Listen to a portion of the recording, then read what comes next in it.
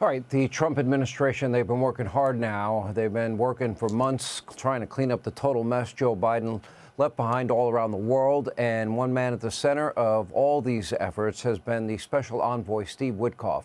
In recent days, he met with both Russian President Vladimir Putin and the Iranian foreign minister, as President Trump is now working to bring the Russian invasion of Ukraine to an end and bring peace to Europe and prevent Iran from ever obtaining a nuclear weapon.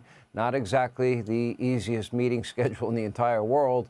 So what is it like to be involved in high-stakes negotiations? Well, we asked the man himself, White House Special Envoy Steve Witkoff. A lot of people are skeptical, Steve, good to see you, by the way, on both fronts here. Is there, with Putin, a deal emerging? Or is he trying to buy time, knowing that Putin sees a window of opportunity without hundreds of billions of U.S. dollars in weaponry, giving him a military advantage? Do you really see a deal emerging? Are you confident? I think you used a very good word there, Sean, emerging. I do. This is the third meeting I've had with him. This last meeting lasted close to 5 hours. We had two of his key advisors in the room at the time, Witkoff and Kirill Dmitriev. And it was a compelling meeting. And towards the end, we actually came up with, and I'm going to say finally, but I don't mean it in the way that we were waiting. I mean it in the way that it took a while for us to get to this place. What Putin's request is to have a permanent peace here. So beyond a ceasefire, we got an answer to that. Okay, and will the deal include things that maybe are out of the box that people aren't thinking about now? I would imagine Vladimir Putin probably would want to be in business with the U.S. and with Europe. Is that a potential that could come out of this? There's no doubt about it. I mean, this peace deal is about these so-called 5 territories, but there's so much more to it. There's security protocols. There's no NATO, Article 5. I mean, it's just, a lot of detail attached to it. It's a complicated situation,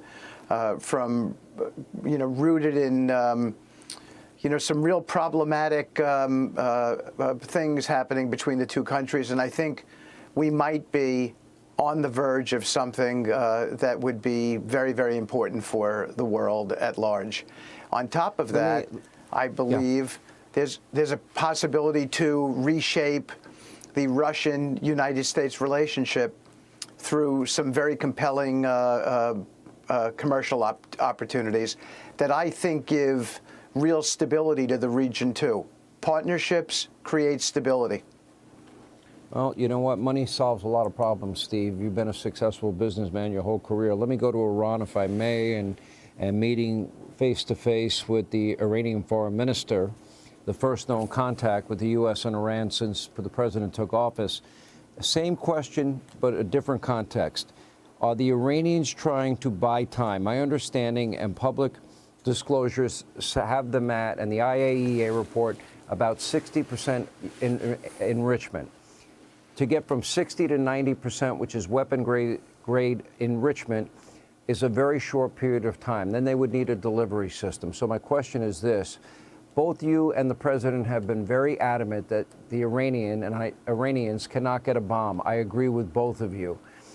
I'm skeptical, like a lot of other people. How do you have a conversation with people that believe in a caliphate, convert or die, and, the notion that they've got to wipe Israel and the U.S. off the map? I don't know if it's ever going to be possible to get a deal with people that have that ideology and mindset. How'd it go? Well, Sean, the president's message of peace through strength, it resonates throughout the world. This is not a threat on my part now. It is just a simple fact. The president means what he says, which is they cannot have a bomb.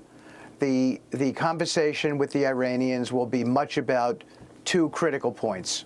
One, enrichment, as you mentioned, they do not need to enrich past 3.67%.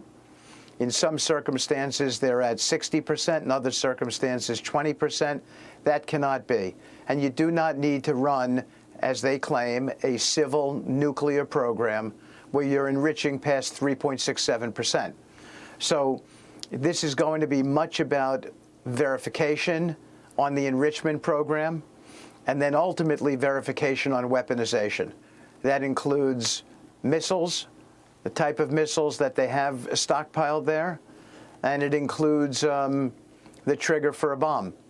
And I think we're here to have, as the president indicated, and I take my direction from him every day that I go to work, we're here to see if we can solve this situation diplomatically and with dialogue. The first meeting was positive, constructive, compelling. Mm-hmm.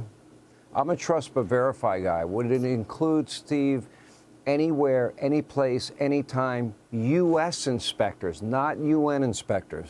That would have to be critical. I don't trust the UN. I don't think you do either.